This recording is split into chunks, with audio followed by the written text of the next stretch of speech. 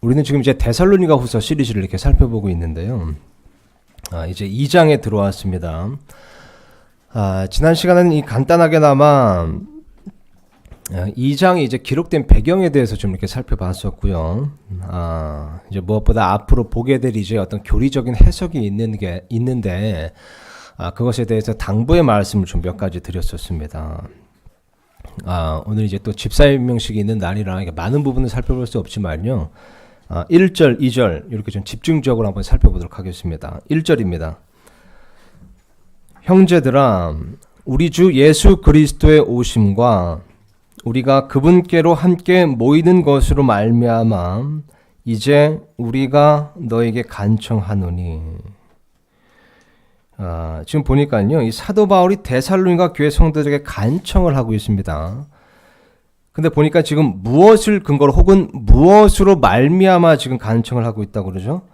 우리 주 예수 그리스도의 오심과 우리가 그분께로 함께 모이는 것으로 말미암아 간청한다는 겁니다. 그죠? 우리 주 예수 그리스도의 오심. 이것은 뭐 그냥 딱 알 수 있습니다. 그죠? 예수님의 재림을 뜻하는 것이죠.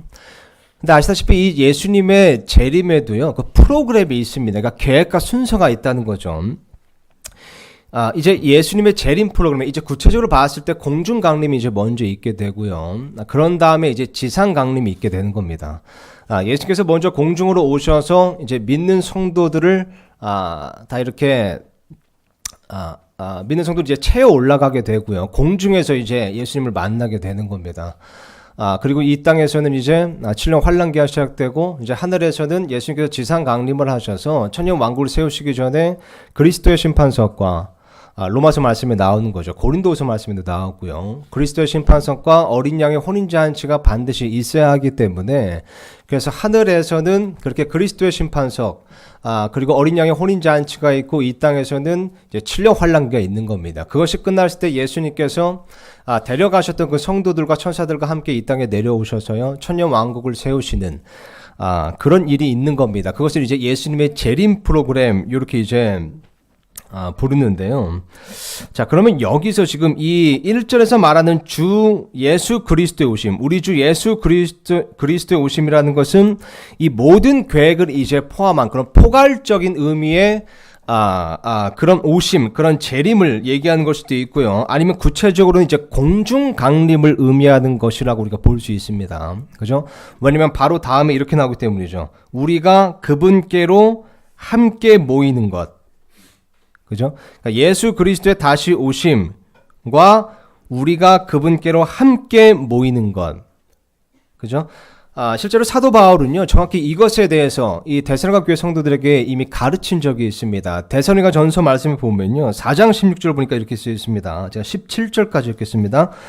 주께서 호령과 천사장의 음성과 하나님의 나팔 소리와 함께 친히 하늘로부터 내려오시리니. 자, 하나님께서 다시 예수님께서 이제 내려오신 강림을 하시는데요. 이것은 공중 강림을 뜻하는 것이 우리가 알 수 있습니다. 계속 읽어보면요. 그리스도 안에서 죽은 자들이 먼저 일어나고 그 뒤에 살아서 남아있는 우리가 그들과 함께 구름들 속으로 채워 올라가 공중에서 주를 만나리라. 그리하여 우리가 항상 주와 함께 있으리라. 자, 그러니까 예수님께서 이제 오시는데 먼저는 공중으로 오신다는 겁니다. 그래서 우리가 공중에서 주를 만나게 되는 거죠. 그죠? 그래서 주 예수 그리스도의 오심과 우리가 그분께로 함께 모이는 사건이 바로 이 예수님의 공중 강림 때 이제 있을 일인 겁니다. 그래서 지금 사도 바울이 이 확실한 일로 말미암아 내가 너에게 간청한다. 예수님께서 다시 오실 때, 특히 이제 공중 강림을 하실 때 우리가 그분께로 공중에서 함께 모이는 그 확실한 일로 말미암아 내가 너에게 간청한다. 내가 이 일을 힘입어서 간청한다. 바꿔 말하면요, 이 일에 관해서 간청할 게 있다는 겁니다. 이 일에 대해서 간청할 게 있다는 거죠. 그죠? 이 일을 근거로 간청할 게 있다는 겁니다. 자, 그러면서 이제 2절에요, 그 간청의 내용을 이렇게 말하고 있습니다. 2절 보니까요, 이것을 다 같이 한번 읽어볼까요? 2절입니다. 시작.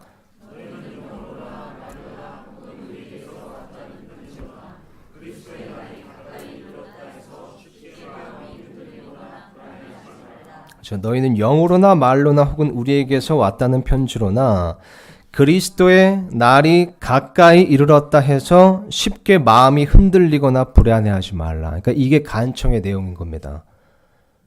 쉽게 마음이 흔들리거나 불안해하지 말라. 그리스도의 날이 가까이 이르렀다고 해서. 자, 그러면요, 이 그리스도의 날이 정확히 무엇인지 우리가 좀 짚고 넘어갈 필요가 있습니다. 교리적으로 좀 중요한 부분인데요.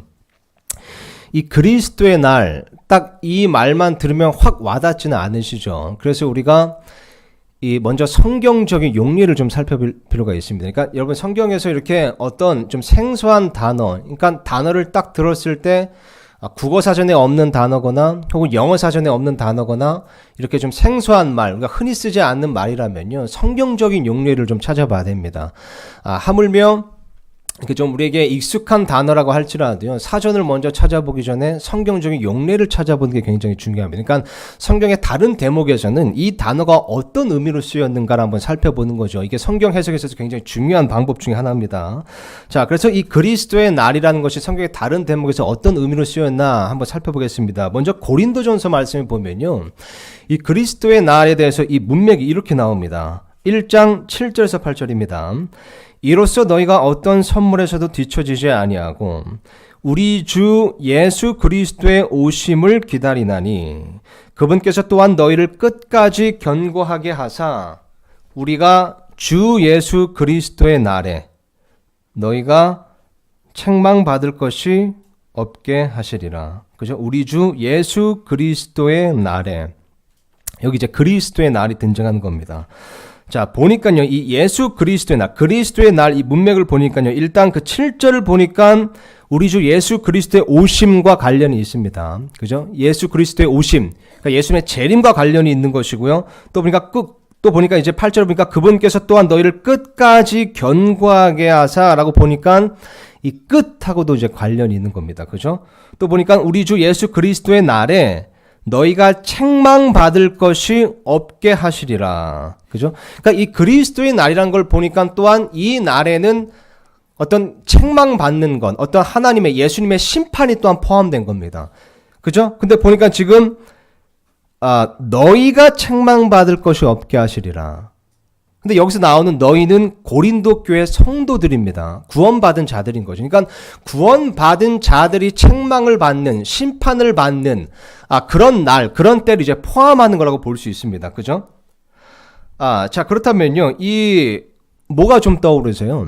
자, 보니까 다시 한번 정리하자면요, 그리스도의 날이라는 것이 이 고린도전서 1장 문맥을 보니까요, 그리스도의 오심, 예수 그리스도의 오심, 그 재림과 관련이 있고요, 끝날과 관련이 있습니다. 그리고 또 보니까 그리스도인들이 책망받고 심판받는 것과 관련이 있는 겁니다. 그죠? 이 그리스도인들이 책망받고 심판받는 것, 그리스도의 심판석인 거죠. 그죠? 말씀드렸지만요, 이 예수님께서 이제 공중강림하실 때 이제 이 구원받은 자들이 최에 올라갑니다. 그랬을 때 이 땅에서는 7년 환란기가 있지만 이제 위에서는 이제 채어 올라간 그리스도인들은 그리스도의 심판석을 먼저 받게 되는 것이죠. 그러니까 어린 양의 혼인 잔치가 있기 전에 그리스도의 심판석에서 예수님께 1대1로 성경 표현을 그대로 인용하자면 회개 보고를 받아야 되는 겁니다. 회개 보고 시간을 가져야 되는 겁니다. 이것은 천국과 지옥에 대한 심판이 아니라 보상과 책망에 대한 심판인 겁니다. 우리 각 사람이요, 제가 누누이 말씀드리고 성경에 정확하게 명확하게 기록되어 있지만 우리 각 사람이 예수님 앞에 1대1로 서서 이 세상에서 어떤 열매를 맺었는지, 하나님의 영광을 위해 어떤 열매를 맺었는지, 이 세상에서 어떻게 살았는지, 예수님과 예수님의 교회를 위해 어떻게 살았는지, 무엇을 했는지, 그것에 따라서 보상과 책망에 대한 심판을 받게 되는 겁니다. 이게 이제 그리스도의 심판석인 겁니다. 그래서 보니까 우리 주 예수 그리스도의 날이라는 것은요, 이 그리스도의 심판석을 포함하는 거고요. 더 넓게 보자면 7절에 언급된 우리 주 예수 그리스도의 오심, 즉 예수님의 재림 프로그램을 포함하는 겁니다. 이 고린도전서 1장 말씀만 보더라도 이해가 되시죠? 정리하자면요, 그리스도의 날이라는 것은 일단 여기 보니까 그리스도의 심판석을 포함하고요, 더 나아가 넓게는 예수 그리스도의 오심, 즉 재림 프로그램을 포함한다는 겁니다. 자, 다른 구절도 한번 보겠습니다. 빌립보서 말씀인데요. 제가 1장 6절을 읽고요. 또한 10절 그리고 11절을 읽도록 하겠습니다.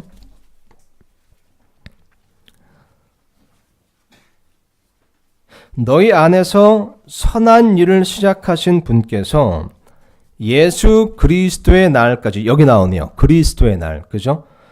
너희 안에서 선한 일을 시작하신 분께서 예수 그리스도의 날까지 그 일을 이루실 것, 바로 이것을 나는 확신하노라. 10절 보니까요.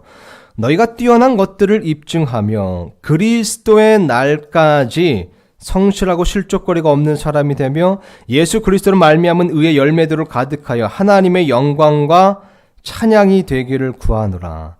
자, 6절 다시 보시면요, 여러분. 이 문맥을 한번 잘 보세요. 너희 안에서 선한 일을 시작하신 분께서 예수 그리스도의 날까지 그 일을 이루실 것, 바로 이것을 나는 확신하노라.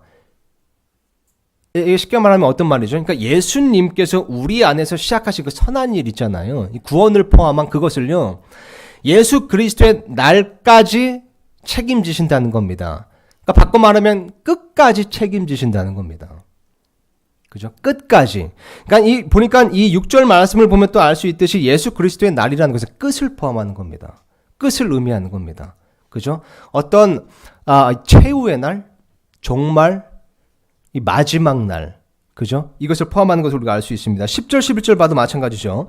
너희가 뛰어난 것들을 입증하며 그리스도의 날까지, 그러니까 끝까지, 그죠? 성실하고 실족거리가 없는 사람이 되면 예수 그리스도를 말미암은 의의 열매들을 가득하여 하나님의 영광과 찬양이 되기를 구하노니. 그러니까 예수 그리스도의 날이라는 것은 이제 어떤 최후의 날, 어떤 종말 끝, 예수님께서 다시 오셔서 이 세상을 심판하실 뿐만 아니라 이제 그리스도인들을 또한 심판하시고 보상과 책망으로 심판하시고 또 그들과 함께 통치하시는, 그래서 그분께서 영광을 받으시고 또한 우리가 그분 안에서 영광을 받는 이런 모든 예수님의 재림 프로그램을 포함한다라고 우리가 또 볼 수 있는 거죠. 그래서 사도 바울은요 또 이렇게 고백한 겁니다. 빌립보서 2장 16절 보니까요, 여기도 그리스도의 날이 또 언급됩니다. 생명의 말씀을 제시하나니 이로써 나는 내가 헛되이 다름질하지 아니하고 헛되이 수고하지 아니한 것에 대해 그리스도의 날에 기뻐하리라. 여러분, 이 신약성경 읽어보시면 사도 바울이 얼마나 열심히 수고했는지를 여러분 아실 겁니다. 얼마나 열심히 믿음의 경주를 신실하게 달렸는지를 아실 겁니다. 근데 지금 사도 바울이 지금 고백하기를요, 내가 이렇게 열심히 수고하고 하나님의 영광을 위해서 이렇게 열심히 달리는데 이것을 내가 지금 달리고 있는 이 믿음의 경주 속에서 내가 기뻐하고 보상을 바라는 것이 아니라 내가 그것을 그리스도의 날에 기뻐하겠다는 겁니다. 그러니까 내가 지금 믿음의 경주를 달리고 있는데 그 믿음의 경주의 그 피니시 라인, 그 결승선에서 내가 기뻐하겠다는 겁니다. 그 최후의 날, 그 그리스도의 심판석, 예수님께서 이 땅에 다시 오셔서 나를 마주 대하여 보시고 또한 그분과 함께 통치하는 그날에 내가 기뻐하겠다는 겁니다. 이 모든 믿음의 경주와 나의 사랑의 수고와 나의 모든 인내와 소망이 다 그날에 보상을 받을 것이고 그날 내가 최후의 승리를 얻을 것이다 라고 지금 고백하는 거죠. 그럼으로써 우리는 이제 그리스도의 날이 그렇구나, 그 예수님께서 이 땅에 오셔서 혹은 공중 강림하시고 또 지상 강림하셔서 어쨌든 다시 오셔서 정말 모든 것을 다 그분의 통치하에 두시고 우리와 함께 통치하시고, 그래서 그리스도인들, 수고한 그리스도인들을 보상하시고 또 그들에게 또한 어떤 명예를 주시고 영광을 주시고 또 그들을 통해 영광을 받으시는 그런 날, 그런 날을 의미하는 것이구나, 예수님의 재림과 관련이 있구나라는 거 우리가 알 수 있는 겁니다. 그러니까 이 모든 것을 이제 종합해 봤을 때요, 이 그리스도의 날이라는 것은요, 보니까 그리스도의 심판석을 포함하고요, 어린 양의 호린잔치도 포함하겠죠.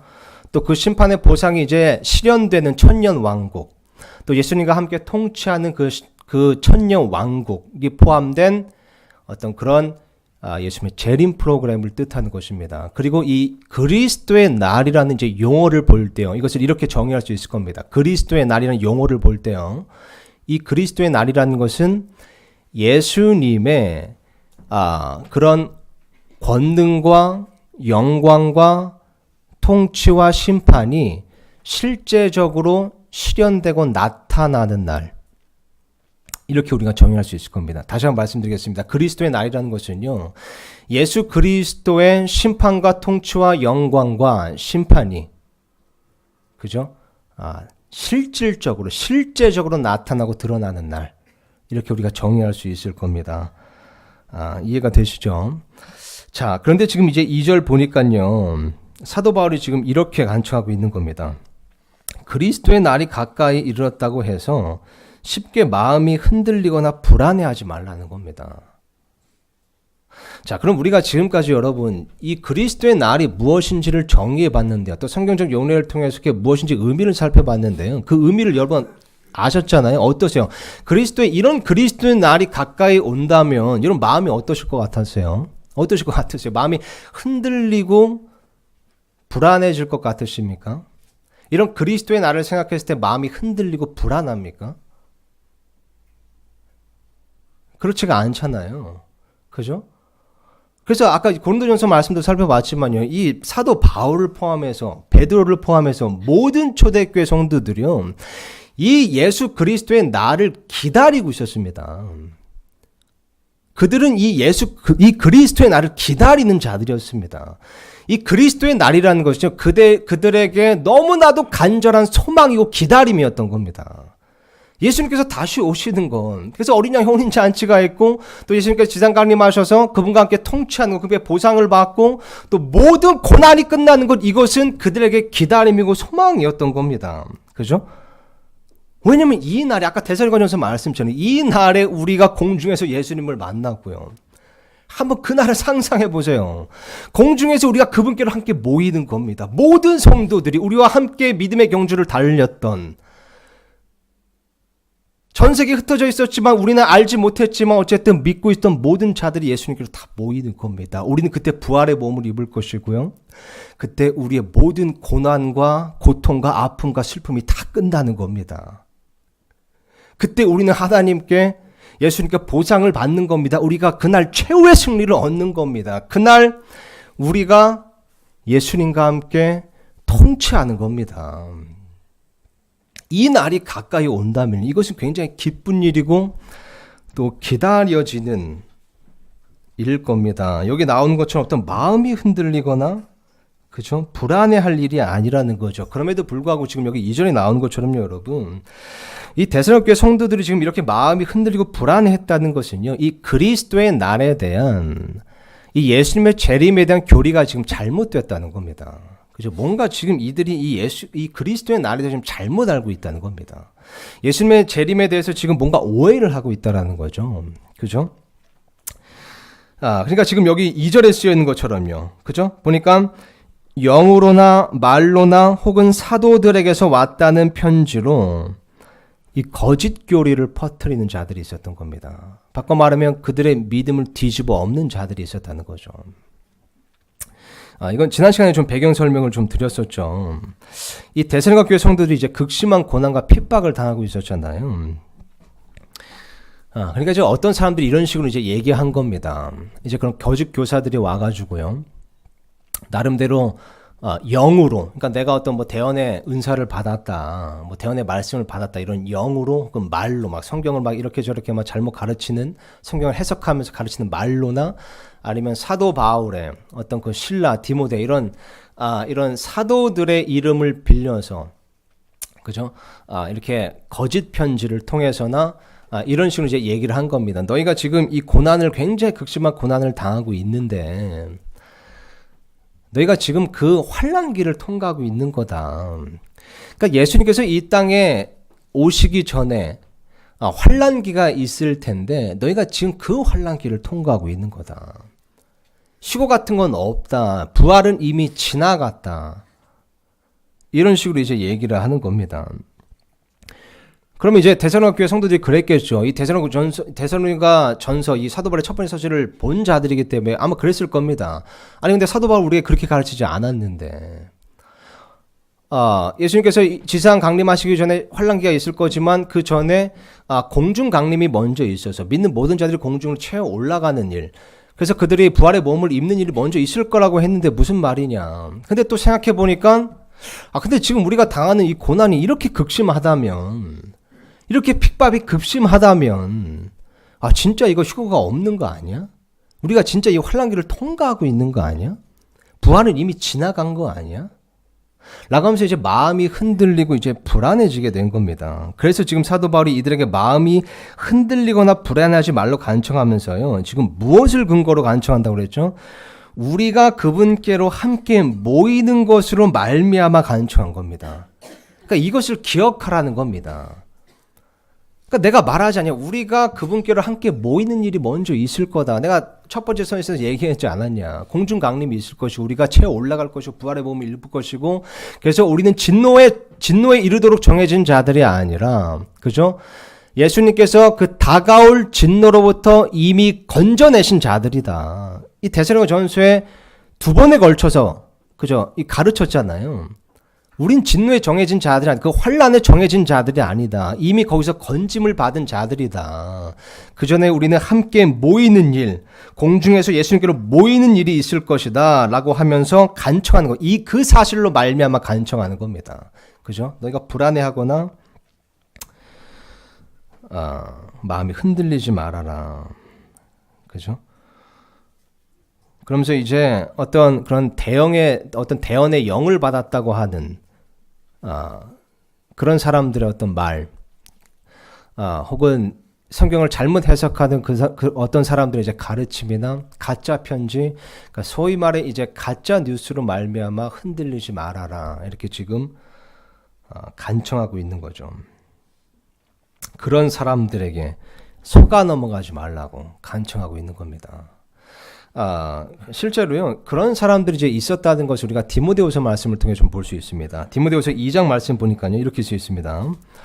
그러나 속되고 헛된 말장난들을 피하라. 그것들은 커져서 더 경건치 아니함으로 가리라. 그들의 말은 궤양이 파먹듯이 먹을 터인데 그 중에 후메네오와 빌레도가 있느니라. 자, 보세요. 진리에 관하여는 그들이 잘못하였으니 곧 부활이 이미 지나갔다고 말하여 어떤 사람들의 믿음을 뒤집어 엎느니라. 그죠? 그러니까 그 중에 후메네오가 빌레도가 있다는 겁니다. 거짓 교리를 퍼뜨린 자들이야. 특히 부활은 이미 지나갔다. 휴거는 없다. 이런 말 들으면 당연히 믿음이 뒤집어 엎이지 않겠습니까, 여러분? 그렇잖아요. 공중 강림에서 우리가 채 올라가는 일이 없고 그래서 우리가 환란을 통과한다 그러니 믿음이 뒤집어 엎이는 겁니다. 예수 그리스도의 오심을 그렇게 간절히 그것만 기다리고 있는 사람들인데요. 너무 이 세상 삶이 힘들고 어려워서 그 예수 그리스도의 오신 그 재림만을 기다리고 있는 사람들이 그것만 소망하고 있는 사람들인데 야 부활 없어, 휴거 없어. 이것보다 더 극심한 환란을 통과할 거야. 혹은 네가 지금 이거 통과하고 있는 거라고 말한다면요. 당연히 불안해지고 마음이 흔들리게 될 겁니다. 그죠? 그래서 지금 1절에 사도 바울이 언급한 것처럼요. 우리 주 예수 그리스도의 오심과 우리가 그분께로 함께 모이는 것에 관한 교리. 그죠? 이 예수님의 재림에 대한 교리는요. 우리가 올바르게 분명히 알 필요가 있습니다. 그래서 오늘 좀 시간을 가지고 이 그리스도의 날, 이 성경에서 그리스도의 날이 의미하는 것이 무엇인지 한번 좀 이렇게 살펴봤는데요. 자, 그러면 여러분 이제 1절, 2절 이 말씀을 통해서 우리가 좀 얻을 수 있는 교훈을 좀 짚어보고 마치도록 하겠습니다. 자, 첫 번째로 여러분 우리는요. 다시 한번 말씀드리지만 이 성경 교리를 올바로 알아야 됩니다. 성경 교리를 우리가 올바로 알아야 됩니다. 사실 저는 여러분 느끼실지 모르겠지만 다소 이렇게 사랑을 좀 더 강조하는 편이긴 합니다. 이 설교 때도요. 근데 그렇다고 해서 이 지식이 중요하지 않은 게 전혀 아닙니다. 제가 만약 사랑을 좀 더 이렇게 강조한다면요. 그것은 뭐 눈에 말씀드리지만 오늘날 독립침례교회 안에 특히 한국 독립침례교회 안에 있는 어떤 균형을 잃은 모습 때문에 그렇게 이제 말씀드리는 것이지 지식, 성경 교리를 배우고 성경 공부하는 게 안 중요하다고 말씀드리는 게 전혀 아닙니다. 다만 사랑 없는 지식은 헛되고요. 사랑 없는 지식은 위험하다고 말씀드리는 것뿐이죠. 그렇지만 이 성경 교리, 이 공부하는 것이 굉장히 중요합니다, 여러분. 성경 말씀에도요, 그죠? 성경 기록은 교리와 책망과 바로잡음과 의로 교육하기 유익하다고 말씀하고 있습니다. 성경 기록은 교리로, 그죠? 교리에 유익한 겁니다. 사도행전 2장 말씀에 보면요, 이 초대교회 성도들이 흔들리지 않고 머무르는 것이 몇 가지 있었는데요. 그 중에 하나가 사도들의 교리였습니다. 사도들의 교리와 교제와 빵을 떼는 것과 기도에 흔들리지 않고 머물렀습니다. 이 초대교회 성도들은요. 그러니까 이 교리에 머무르는 것, 교리를 공부하는 건 굉장히 중요합니다. 이 사도 바울은 디모데에게 몇 번이고 이렇게 권면했었죠. 교리에 주의를 기울이라. 교리에 주의를 기울이라. 그래서 이 성경 공부를 하는 것, 특히 이 성경 교리를 공부하는 건 대단히 중요합니다. 이 성경 교리를 올바르게 알아야 우리가 흔들리지 않을 수 있는 겁니다. 믿음 안에서요. 그죠? 근데 여러분, 이 교리를 공부하는 것보다 더 중요한 것은요, 교리를 올바르게 공부하는 겁니다. 교리를 올바르게 공부하려면요, 여러분, 첫 번째로요, 무엇으로 공부하는지가 또한 중요합니다. 이 교리를 공부할 때 올바르게 공부하려면요, 무엇으로 공부하는지가 중요한 겁니다. 요즘 때 또 성경을 이렇게 또 교리 공부를 할 때 어떤 우리가 또 오늘날 이제 많은 그리스도인들이 어떤 뭐 유튜브나 주석서나 어떤 서적 이런 것들 이제 많이 이렇게 좀 많이 의지하는 편입니다. 물론 어떤 건전한 것들 우리가 참고할 수는 있지만요, 이것을 너무 의지하는 것은 좋지 않다고 개인적으로 생각합니다. 다시 말씀드리면 뭐 건전한 것을 참고할 수 있지만요, 무엇보다 1차적으로 우선적으로는 성경 말씀으로 공부해야 됩니다. 아까도 잠깐 예를 살펴봤잖아요. 그죠? 성경 말씀을 살펴봐야 됩니다. 더 나아가서 정말 온전히 보존된 하나님의 말씀, 없음이 없는 성경, 그것을 공부하는 게 중요한 거죠. 우리는 그것을 킹제임스 성경이라고 믿고 있는 겁니다. 두 번째로요, 무엇을 위해 공부하느냐도 참 중요합니다. 이 교리를 올바로 공부하는 게 중요한데요. 첫 번째로 무엇으로 공부하냐가 중요하고요. 두 번째로 무엇을 위해 공부하느냐, 이것도 참 중요합니다. 생각해 볼 필요가 있는 거죠. 이 교리를 공부하고 이 성경 지식을 공부하는 데 있어서 내가 우쭐대기 위해서, 남을 정죄하고 판단하기 위해서, 내가 뭐라도 되는 것처럼 보이기 위해서 공부하는 것이 아니라 정말 나의 믿음의 성장과 하나님의 영광과 교회의 섬김을 위해서 공부하는 그 동기를 우리가 살펴볼 필요가 있다는 겁니다. 교리를 올바르게 공부하는 게 중요합니다. 세 번째로요, 또 교리를 올바르게 공부하려면요, 무엇을 공부하는지가 중요합니다. 물론 당연히 성경 말씀을 공부하는 거지만요, 성경 말씀에 보면요, 특히 신약성경에 보면 건전한 교리에 대해서 말씀하고 있습니다. 그러니까 우리가 붙들고 주의해야 되는 것, 우리가 정말 집중해서 공부해야 되는 것은, 붙들어야 되는 것은 건전한 교리라는 겁니다. 그죠? 예수 그리스도에 관한 그런 본질적인 근본적인 교리, 그러니까 선한 열매가 있는 교리, 이런 것들을 우리가 붙들어야 되는 겁니다. 에베소서 4장 말씀인가요? 네, 맞을 겁니다. 에베소서 4장 말씀에 보면 어떤 교리의 바람에 흔들려서 밀려다니지 말라고 그러잖아요. 교리의 바람에 이리저리 흔들려서 밀려다니지 말라고 말씀이 나옵니다. 그러니까 어떤 사람들은 이 성경 지식 교리를 공부하는 데 있어서 어떤 뭐 논쟁이나 다툼이나 좀 이런 것들이 있는, 이런 안 좋은 열매들이 있는 것들, 어떤 그런 온갖 교리의 바람에 흔들리고 밀려다니는 사람들이 있다는 거죠. 우리가 이것은 피해야 됩니다. 교리 공부하는 거 중요하지만 올바르게 공부해야 됩니다. 올바른 것을 공부해야 되는 겁니다. 건전한 교리를 붙들어야 되지, 어떤 좀 자극적이고 선정적인 거, 논란이 되고 논쟁이 되는 것. 지난주에도 말씀드렸지만 내가 이것을 좀 알고 주장하면 뭐라도 돼 보이는 것, 좀 있어 보이는 것, 이런 것들이 바로 온갖 교리의 바람에 이리저리 흔들리면 밀려다니는 겁니다. 열매가 결코 좋지 않습니다. 올바른 것을 공부하는 것 중요하고요. 마지막으로 또한 누구와 함께 공부하냐도 개인적으로 중요하다고 생각합니다. 왜냐하면 성경 말씀에요, 성경교사, 말씀을 가르치는 자의 중요성에 대해서 또 말씀하고 있기 때문이죠. 그래서 누구로부터 성경을 배운다면, 또 누구와 함께 배운다면 그 성경교사, 말씀을 가르치는 자를 우리가 분별하고 판단할 수는 있어야 됩니다. 왜냐하면 여기 성경 말씀, 오늘 이제 본문 말씀 보니까요, 지금 뭐라고 써있죠? 영으로나 말로나 혹은 우리에게서 왔다는 편지로나. 그죠? 그러니까 그 사람의 영과 말과 출처를 우리가 잘 판단해야 된다는 겁니다. 그 사람의 영을 판단해 봐야 됩니다.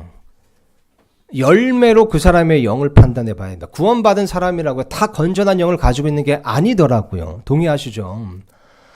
그 사람의 영을 열매로 판단해 봐야 됩니다. 그 사람의 말을 또 판단해 봐야 됩니다. 그 사람의 말은 하나님의 말씀으로 판단할 수 있죠. 굉장히 말은 유창하고 달콤해 보이지만 하나님의 말씀에 조금이라도 어긋난다면 잘못된 말인 겁니다. 그죠? 또한 출처를 판단해 봐야 됩니다. 그 사람이요. 출처는 그 사람의 삶을 통해서 또 판단해 볼 수 있습니다. 그 사람의 삶이 어떠한가, 어느 지역교회에서 어떤 신앙생활을 하고 있는가, 그 사람의 삶이 어떠한가, 그 사람의 삶을 보고 판단해 봐야 되는 겁니다. 누구와 함께 공부하냐도 중요한데요.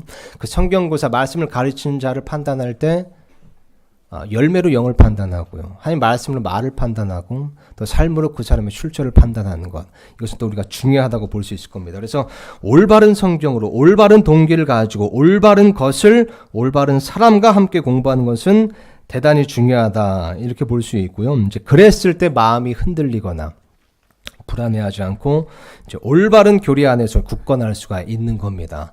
한 가지 교훈만 더 살펴보고 마칠게요. 더 나누고 마치겠습니다. 마지막으로 좀 드리고 싶은 말씀, 나누고 싶은 말씀은 이겁니다, 여러분. 여기 지금 2절에 나오는 것처럼요, 여러분. 이 그리스도인들, 성도들, 그러니까 우리의 마음이 흔들리거나 불안해하는 것은요, 결코 하나님의 뜻이 아니라는 겁니다. 우리가 그리스도인이잖아요. 우리의 마음이 흔들리거나 불안해, 그럴 수 있습니다. 당연히 인간이 돼 그럴 수 있는데요. 그것은 하나님의 뜻이 아니라는 겁니다. 만약 지금 현재 여러분의 마음이 뭔가 흔들리거나 불안하시다면요, 그것은 결코 하나님으로부터 온 것이 아닙니다. 물론 우리가 때때로 고난을 당하고 어려움을 당할 때도 있습니다. 근데 성경 말씀 보면요, 그때조차도 올바른 그리스도인들은, 참된 그리스도인들은 소망 가운데 인내하고요, 평안 가운데 하나님을 전적으로 의지하고 신뢰했습니다. 이 고난을 당하고 어려움을 당하는 것과 마음이 흔들리고 불안해하는 것은 완전히 다른 문제인 겁니다. 이 데살로니가 교회 성도들도 여러분, 이 데살로니가 후서에서 지금 이 거짓 교사들의 거짓 교리를 듣기 전에는요, 이들이 흔들리지 않았습니다. 마음이요. 그렇다고 이들의 고난이 적었던 게 결코 아니거든요. 데살로니가 전서 말씀 보면 우리가 살펴봤었지만요, 그들에게 많은 고난이 있었음에도 불구하고 그들은 기뻐하고 신실하게 하나님을 따르는 자들이었습니다. 이거 잠깐 이거 아마 화면에 띄어놨을 텐데요. 데살로니가 전서 1장 6절에서 7절이네요. 이렇게 쓰여 있습니다. 너희는 많은 고난 속에서, 그죠? 많은 고난을 당하고 있었다는 겁니다. 근데 많은 고난 속에서 이들의 마음이 그 많은 고난들로 인해 흔들리거나 불안해진 것이 아니라요, 많은 고난 속에서 성령님의 기쁨과 더불어 말씀을 받아 우리와 주를 따르는 자가 되었으리. 그러므로 너희는 마케도니아와 아가야에서 믿는 모든 자들에게 본이 되었느니라. 그죠? 많은 고난이 우리 삶 가운데 있는 것과요, 우리의 마음이 흔들리고 불안해하는 것은 다른 문제인 겁니다. 데살로니가 교회 성도들도 이런 거짓 교리를 듣기 전에는요, 마음이 흔들리지 않았습니다. 불안해하지 않았습니다. 디모데후서 말씀 보면요, 이렇게 쓰였습니다. 여러분 이것을 잘 한번 봐주시기 부탁드립니다. 7절 8절입니다. 하나님께서는 우리에게 두려움의 영을 주지 아니하시고 권능과 사랑과 건전한 생각의 영을 주셨느니라. 그러므로 너는 우리 주의 증언과 그분의 갇힌 자 된 나를 부끄러워하지 말고 오직 하나님의 권능에 따라 복음의 고난에 참여하는 자가 되라. 지금 사도 바울이 지금 말하는 게 인간적으로 들으면 어폐가 있습니다. 아니, 두려워하지 말라. 두려움의 영은 하나님부터 오는 것이 아니다라고 말하면서 고난에 참여해라. 말에 어폐가 있잖아요. 왜냐하면 이게 다른 문제이기 때문입니다. 두려움의 영은요, 결코 하나님에게서 나온 것이 아닙니다. 여러분, 만약 우리가 지금 무엇으로 인해서요, 마음이 흔들리고 있거나 불안해하고 있거나 두려워하고 있다면요, 그것은 결코 하나님으로부터 온 것이 아니라는 사실만큼은 분명히 인지하고 있어야 됩니다. 아닙니다. 하나님으로부터 온 것이요. 이런 마음속 깊이 갖고 있는 그 두려움이요, 그 불안함이 되게 인간적이고 자연스러운 것일 수는 있지만요, 하나님의 뜻은 아니고 하나님에게서 온 것이 아니라는 겁니다. 그럼 도대체 그것은 어디로부터 온 걸까요, 여러분?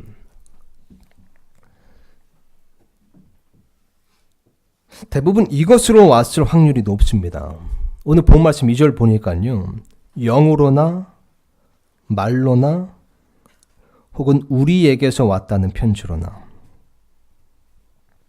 영으로나 말로나 혹은 우리에게서 왔다는 편지로나. 그래서 여러분 첫 번째로요, 우리는 여러분 우리와 다른 영을 매우 조심해야 됩니다. 우리는 영을 분별할 수 있는 사람들이 되어야 됩니다. 제가 요한일서 4장 말씀을 잠깐 읽겠습니다. 1절 3절인데요. 사랑하는 자들아, 영을 다 믿지 말고 오직 그 영들이 하나님께 속하였는지 그것들을 시험하라. 이는 많은 거짓 대언자들이 나와서 세상에 들어왔기 때문이라. 이로써 너희가 하나님의 영을 알라. 곧 예수 그리스도께서 육체 안에 오신 것을 시인하는 영마다 하나님께 속하였으며, 예수 그리스도께서 육체 안에 오신 것을 시인하지 아니하는 영마다 하나님께 속하지 아니하였나니 이것이 적그리스도의 그 영이니라. 그것에 관하여는 그것이 오리라는 말을 너희가 들었거니와 그것이 지금 이미 세상에 있느니라. 자, 지금 보세요. 보니까 영을 다 믿지 말고 그 영들이 하나님께 속하는지 시험해 보라는 겁니다. 그래서 지금 뭐라고 하고 있습니까? 하나님께 속한 영은 예수 그리스도께서 구원자이심을, 그죠? 육신을 입고 이 땅에 오신 그 구원자이심을 시인하는 자, 믿는 자, 그 예수의 복음을 믿는, 구원받은 자의 영이 하나님께 속한 영이라는 겁니다. 반대로 구원받지 않은 자, 예수 그리스도를 구원자로 신하지 않는 자는요, 하나님께 속한 영이 아니라는 겁니다. 그러니까 영을 다 믿지 말라는 겁니다. 영을 다 의지하고 신뢰하지 말고 이 하나님께 속하였는지, 하나님께 속한 영인지를 지금 판단해 보라는 겁니다. 안타까운 것은 여러분, 오늘날 너무나 많은 그리스도인들이요, 그럼에도 불구하고 이 하나님께 속하지 않은 영이 만들어낸 철학과 풍조에 너무나 많이 속아 넘어가고 있습니다. 영을 다 믿지 말고 특히 하나님께 속하지 않은 영이라면 믿지 말아야 되는데, 하나님께 속하지 않은 영이 만들어낸 그런 풍조와 철학과 분위기와 사상과 이런 거에 속아 넘어가고 있단 말입니다. 너무나 그것을 믿고 있다는 거죠, 우리가.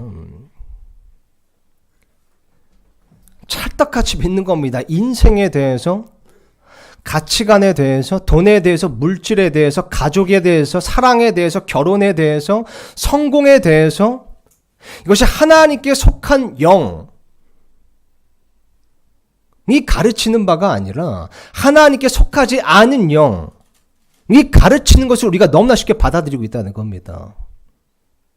우리는 우리와 다른 영을요, 매우 조심해야 됩니다. 세상에 속한 철학, 풍조, 사상, 이런 것들 다 믿지 말라는 겁니다. 그래서 우리가 자꾸 마음이 흔들리고 불안한 겁니다. 저와 여러분은요, 누구에게 속한 영을 따르고 있습니까? 하나님께 속한 영을 따르고 있습니까? 아니면 적그리스도에게 속한, 세상에 속한 영을 따르고 있습니까? 한번 가만 생각해 보세요. 여러분의 마음을 불안해하는 것이 뭔가를 가만 생각해 보면요, 그것이 결코 하나님께 속한 것이 아닙니다. 어떤 세상이 말하는, 어떤 드라마가 말하는 성공, 드라마가 말하는 아름다움, 이런 것들 때문에 우리가 마음이 흔들리거나 불안해할 때가 있다는 겁니다. 만약 여러분의 마음이 흔들리고 지금 불안하시다면요, 이걸 한번 점검해 보시기 바랍니다. 나는 누구에게 속한 영을 따르고 있는가? 누구에게 속한 영의 가르침을 따르고 있는가? 두려움의 영은요, 결국 하나님께로 도는 것이 아닙니다. 두 번째로 여러분, 그래서 우리는 우리가 듣는 말을 또한 매우 매우 조심해야 됩니다. 우리가 듣는 말이요.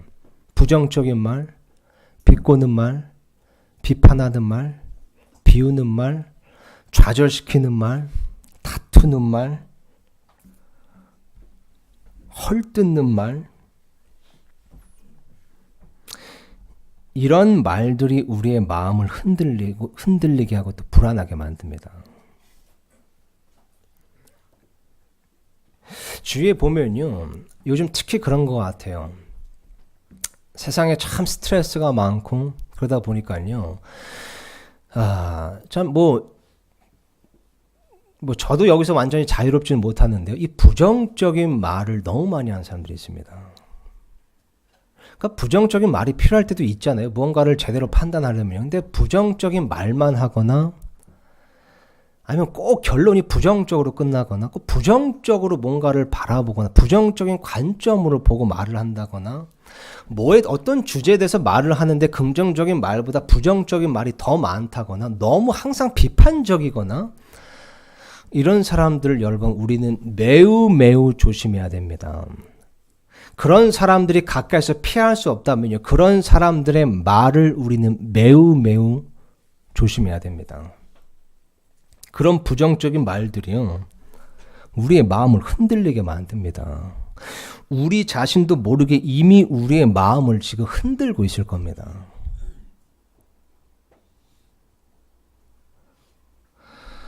제가 언제 한번 말씀드린 적이 있는 것 같은데요, 이 서울침례가 시작될 때요, 어떤 목사님이 저한테 이런 부정적인 말을 한마디 해주셨습니다. 너가 목회를 이제 할 텐데 1년 동안은 하나님께서 긍휼을 베푸실 거다. 거의 저주에 가까운 말인데요. 그러니까 그 이후로는 목회가 완전 전쟁터 난장판이 될 거라는 겁니다. 물론 진짜 그럴 수도 있죠. 근데요, 이게요, 제가 이제 목회를 하면서 조금이라도 어려운 일이 있을 때마다 이상하게 이 말이 자꾸 떠오르더라고요. 그 말이요, 잊혀지지가 않습니다. 그래서 그 말이 떠오를 때마다요, 마음이 흔들리고 불안해지는 겁니다. 이거 진짜 그분의 긍휼이 떠난 거 아니야? 이게 이제 전쟁터 난장판 되는 거 아니야? 근데 그럴 때마다 제가 하는 게 뭐가 있냐면요, 시편 136편 말씀을 묵상합니다. 시편 136편은요 26절로 되어 있는데요, 26번 반복되는 말이 있습니다. 매 절마다요. 그분의 긍휼은 영원하도다. 그분의 긍휼이 영원하도다. 1년 동안만 그분의 긍휼이 있는 게 아닌 겁니다. 근데 사람이라는 것이요, 그런 말들에 귀를 기울이게 된다는 겁니다. 자꾸 그런 것들이 마음을 불안하게 만든다는 겁니다. 말을 잘 분별해 봐야 됩니다. 그게 하나님의 말씀에 어긋나는 것은 아닌지, 만약 그렇다면 기울일 필요가 없는 겁니다. 부정적인 말을요, 잘 판단하셔야 됩니다. 여러분, 만약 지금 현재 여러분의 마음이 흔들리고 불안하시다면요, 여러분이 현재 듣고 있는 말 혹은 들었던 말을 점검해 보시기 바랍니다. 그것이 하나님의 말씀으로부터 나온 말인지 아니면 한낱 사람의 부정적인 입에서 나온 말인지 한번 점검해 보시기 바랍니다. 마지막으로 여러분, 우리는요, 우리가 받은 어떤 정보의 출처를 매우 매우 조심해야 됩니다. 그죠? 여기 보니까 우리에게 왔다는 편지로 인해 흔들리지 말라고 되어 있습니다. 출처가 중요한 겁니다. 오늘날 가짜 뉴스가 아주 판을 치고 있습니다. 이제는 뭐가 진짜인지 가짜인지 뉴스를 보면요, 구분하기가 힘들 정도입니다. 최근에 비행기 추락 사건이 또 있었잖아요. 그 많은 언론들과 미디어, SNS에서 그 추락 영상 화면이라고 공개한 것들이 있는데요, 거의 다가 가짜 뉴스입니다. 거의 다가 가짜 뉴스래요. 요즘 들어서 이 말씀이 자꾸 떠오르더라고요. 로마서 3장 4절 말씀 보면요, 참으로 하나님은 진실하시되 사람은 다 거짓말쟁이라 할지어다. 사람은 다 거짓말쟁이라 할지어다. 여러분 하나님의 말씀이 아닌 사람의 말이라면요 너무 성급하게 다 믿으실 필요는 없습니다. 너무 성급하게 믿으실 필요는 없습니다. 심지어 누구와 문제가 생겼을 때도 한쪽 말만 들으면 항상 균형 있게 하시더라고요. 우리는 가짜 뉴스를 조심해야 됩니다. 우리는 모든 종류의 가짜 뉴스를 조심해야 됩니다. 뭐 우리 안에 떠도는 소문들, 뭐 누구에 대한 소문, 어떤 일에 대한 소문, 그게 객관적으로 검증된 사실이 아니라면요. 그런 것에 어리석게 헌욕돼서는 안 되는 겁니다. 그럴 때 우리의 마음이 흔들리는 겁니다. 가짜 뉴스로 인해서요. 이 데살로니가 이 교회 성도들처럼요. 가짜 뉴스로 인해 마음이 흔들리고 불안해지는 겁니다. 이거 하나님의 말씀에서 나왔는가? 정말 객관적인 사실에 근거한 것인가? 그 출처를 분별할 필요가 있습니다. 여러분 만약 여러분의 마음이 지금 흔들리고 있다면요. 불안해하고 계시다면요. 두려워하고 계신다면요. 우선 그것은 하나님으로부터 온 것이 아니라는 걸 확실히 인지하셔야 되고요. 또 혹시 내가 가짜 뉴스에 현혹된 것은 아닌지 혹은 하나님께 속한 것이 아닌 세상에 속한 영에 현혹된 것은 아닌지 혹은 부정적인 어떤 말에 현혹된 것은 아닌지 점검해 볼 필요가 있습니다. 정리하고 마치겠습니다. 데살로니가 교회 성도들은요.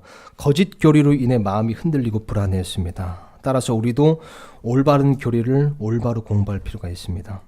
또한 데살로니가 교회 성도들은요. 영으로 말로 또 출처가 불분명한 편지로 인해 마음이 흔들리고 불안해했습니다. 따라서 우리도 영을 분별하고 말을 구별하고 출처를 객관적으로 판단해야겠습니다. 기도하고 마치겠습니다.